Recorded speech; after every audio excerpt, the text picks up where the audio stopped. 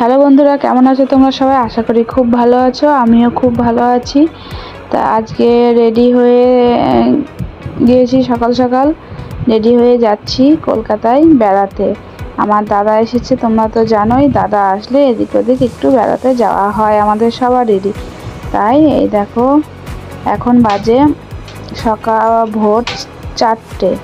তা আমরা 4টের সময় উঠে চান ধান সেরে রেডি হয়ে গেছি, রেডি হয়ে বেরিয়ে পড়েছি।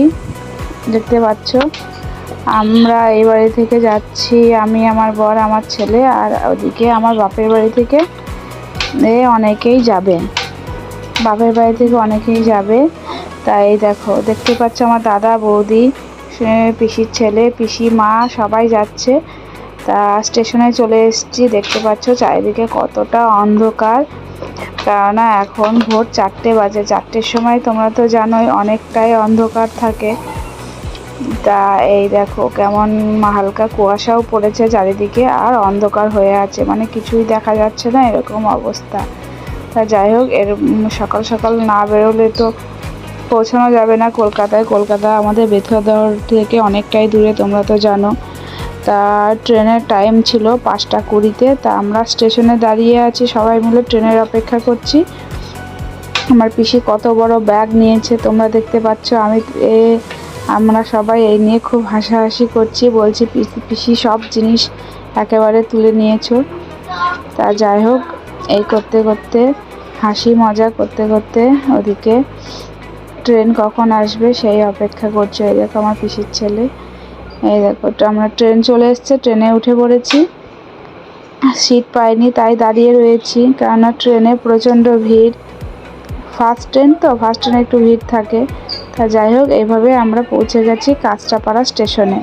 এই কাঁচরাপাড়ায় আমার বাবা থাকে, এখানেই বাবা একটি গাড়ি ঠিক করেছে, তা স্করপিও। তা সেই স্করপিও করেই আমরা কলকাতায় যাব আজকে সবাই মিলে। তা এর জন্য এই দেখো বেথুয়াদহ থেকে কাঁচরাপাড়া স্টেশনে নেমে পড়েছি, দেখতে পাচ্ছ। তা এখানে বাবা আসবে গাড়ি নিয়ে, তারপর আমরা গাড়ি করে সবাই রওনা দেব। গাড়িতে উঠে পড়েছি সবাই মিলে, দেখতে পাচ্ছ। আর দেখো পিছনে আমার বর, দাদা, বৌদি সবাই বসেছে, এবং আমরা সামনে বসেছি, মা, পিসি সবাই রয়েছে। সবাই মিলে যাচ্ছি, সবাই মিলে বেড়াতে যাওয়ার মজাটাই আলাদা। তাই এইভাবে আমরা প্রথমে পৌঁছে গেছি দক্ষিণেশ্বর। দক্ষিণেশ্বরে দাদার একটি মানসিক ছিল, তা সেই মানসিককে পুজো দিতেই আমরা আজ দক্ষিণেশ্বরে এসেছি। এর আগেও আমি 2বার এসেছি দক্ষিণেশ্বরে মায়ের কাছে, মায়ের পুজো দিতে। মায়ের মন্দিরে যতবারই আসা হোক না কেন, বারবার ইচ্ছা করে যে যাই, ঘুরে আসি, মায়ের দর্শন করে আসি। তা যাই হোক, চলে এলাম দক্ষিণেশ্বর মন্দিরে। এবার আমরা সবাই যাব পুজো দিতে। তা পিসি এরা চান করে আসেনি, তা সকাল সকাল ওরা এসে গঙ্গা স্নান করে নিয়েছে। সবাই গঙ্গা স্নান করে নিয়ে রেডি হয়ে ওই দেখো মায়ের মন্দিরে যাচ্ছি পুজো দিতে। দেখেছো দক্ষিণেশ্বরের মন্দিরে তোমরা কারা কারা এসেছো জানি না, আসলে হয়তো চিনতে পারবে। তা পুজো দিয়ে আমাদের হয়ে গেল। ভেতরে তো ক্যামেরা অ্যালাউ নেই, তাই আমি ভিডিও করে তোমাদের দেখাতে পারিনি। যাই হোক, পুজো দিয়ে এসে সবাই মিলে প্রসাদ খেলাম। ওই যে আমার বাবা দাঁড়িয়ে আছে, ওরা সবাই প্রসাদ খাচ্ছে। আমাদের খাওয়া হয়ে গেছে প্রসাদ। খেয়ে আমরা এবার যাব আরেকটি জায়গায়। তোমরা দেখতে থাকো আমরা কোথায় যাব। তার আগে একটু কেনাকাটা করে নিচ্ছি। এখানে ভিতরে ছোট একটি মার্কেটের মতো রয়েছে। তা এখানে বিভিন্ন রকমের জিনিস, মানে ঠাকুরের জিনিসই সব পাওয়া যায়। তা সেখানেই আমার ছেলে বায়না করলো একটি শিব মূর্তি নেবে, শিব ঠাকুরের মূর্তি। তা সেটাই ওর বাবা কিনে দিচ্ছে ওখানে ওকে। তা কেনাকাটা হয়ে গেল, এবার আমরা যাচ্ছি গাড়িতে উঠতে। গাড়ি পার্কিংয়ে ছিল, তাই এখানে পার্কিংয়ে চলে এসেছে। আমরা গাড়িতে উঠে পড়েছি, সবাই মিলে উঠে আমরা যাচ্ছি দক্ষিণেশ্বর থেকে বেলুড় মঠে। দক্ষিণেশ্বরের কাছেই বেলুড় মঠ, তোমরা যারা এসেছো তারা হয়তো জানবে। এই দেখো আমরা বেলুড় মঠের সামনে এসে দাঁড়িয়ে আছি, এসে পৌঁছে গেছি। ওই যে বেলুড় মঠ এর ভিতরে যাওয়ার গেট। তা আমরা সবাই রাস্তা পার হয়ে ওপারে যাব, তাই এপারে দাঁড়িয়েছিলাম। দেখতেই পাচ্ছ বেলুড় মঠের কত বড় গেট। তা আমি কোনোদিন আসিনি বেলুড় মঠে, এই প্রথম আসছি বেলুড় মঠ। এই দেখো বেলুড় মঠ, হাওড়া রামকৃষ্ণ মঠ ও রামকৃষ্ণ মিশন রয়েছে এখানে। তোমরা যারা যারা এসেছো তারা জানবে। তা যাই হোক, এপারে এসে আমরা ছোট্ট একটি হোটেলে সবাই মিলে দুপুরের খাওয়া দাওয়া সেরে নিলাম। খাওয়া দাওয়া করে এবার আমরা যাব মঠের ভিতরে। দেখতে পাচ্ছ দুপুরে সব চোখ মুখের অবস্থা কীরকম হয়ে আছে। তা আমরা সবাই মিলে যাচ্ছি ভিতরে,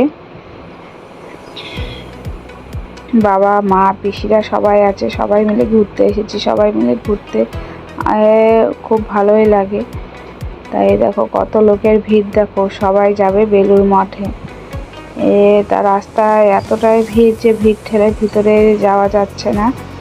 যাই হোক, সবাই মিলে ভিড় ঠেলে অবশেষে পৌঁছে গেলাম বেলুড় মঠের ভিতরে। তার ভিতরের জায়গাটা সত্যি খুব সুন্দর, আমার তো খুব ভালো লাগছিল।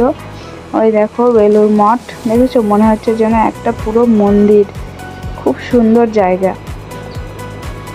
তাই এই বেলুড় মঠে হলো রামকৃষ্ণ দেবের মন্দির। এই বেলুড় মঠের ভিতরে একটি রামকৃষ্ণ দেবের মূর্তি স্থাপন করা আছে। তার ভিতরেও ক্যামেরা অ্যালাউ নেই, তাই তোমাদের সাথে শেয়ার করতে পারিনি। বাইরে যেটুকু ক্যামেরা করতে পেরেছি সেটুকুই তোমাদের সাথে শেয়ার করলাম। তা সবাই মিলে এবার ভিতরে যাব। ভিতরে গিয়ে জায়গাটাও খুব সুন্দর। যাই হোক, সব দর্শন করে এসে আমরা এবার বেরিয়ে যাচ্ছি। অনেকটাই বিকাল হয়ে গেছে, বাড়িও তো ফিরতে হবে, তাই এখানে বেশিক্ষণ আর থাকলাম না। সব দেখে আমরা বেরিয়ে যাচ্ছি। এখানে কিন্তু খুব ভালো লাগছিল, যেতে ইচ্ছা করছিল না, এত সুন্দর জায়গা। তা আমার তো খুব ভালো লাগছিল। তা যাই হোক, বাড়িও যেতে হবে, অনেকটা পথ, ঠিক টাইমে না বেরোলে পৌঁছাতে পারবো না। যাই হোক, এই দেখো যেতে যেতে অনেকটাই রাত হয়ে গেছে। এটা হলো কলকাতা শহর। কলকাতা শহরটি রাতের বেলায় খুব সুন্দর লাগে, মানে বড় বড় বিল্ডিংয়ের লাইটগুলো দেখে মনে হয় যেন কলকাতা শহর রানীর সাজে সেজে উঠেছে। দেখতেই পাচ্ছ, তোমরা যারা কলকাতায় এসেছো তারা জানবে যে রাতের বেলায় কলকাতা শহরটি কত সুন্দর লাগে দেখতে। দেখতে পাচ্ছ চারিদিকে বড় বড় বিল্ডিংয়ে এত লাইট জ্বলছে, মনে হচ্ছে যেন পুরো কলকাতা শহরটি আলোয় আলোকিত হয়ে গেছে। যাই হোক, কলকাতা থেকে বেরোতে আমাদের অনেকটাই রাত হয়ে গেছে। তা ওখান থেকে বেরিয়ে আমরা এই কল্যাণীতে যাব। কল্যাণী গিয়ে আমরা একটু রাতের ডিনার করে নেব।